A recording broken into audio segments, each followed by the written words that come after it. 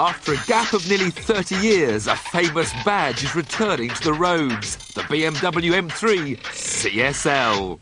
As before, it's a lightweight model with a carbon fibre roof amongst its weight-saving features that slash a massive 185 kilos off the standard car. The engine may only have an extra 17 horsepower, but when it comes to performance, weight is everything. Just 500 of these limited edition models are coming to the UK to line up alongside the current M3, and all are sold. But at nearly £60,000, are they really worth £20,000 more than the already highly respected standard model?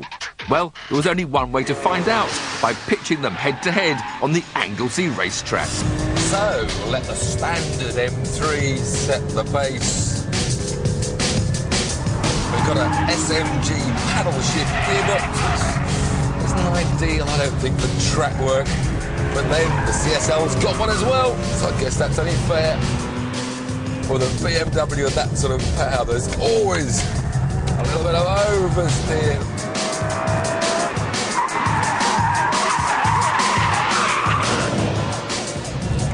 Up the hill, nice and neutral. Great traction, even with the traction control switched off. There's still a very impressive amount of traction there.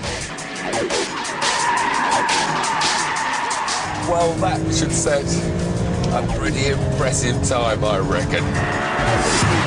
A time of 52.8 seconds to be precise for a flying lap of the 1.1 mile circuit.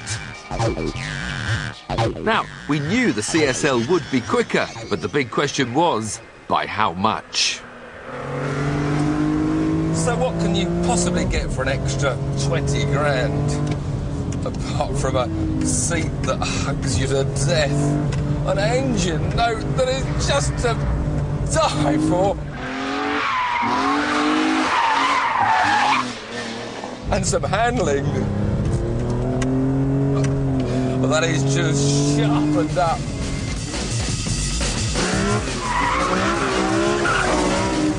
Up now to radar, the auto blipper. Already the CSL is 0.7 of a second ahead of the superimposed M3. Slightly snappier, it's not quite so easy to drive on the limit, it's got a more of a sudden breakaway.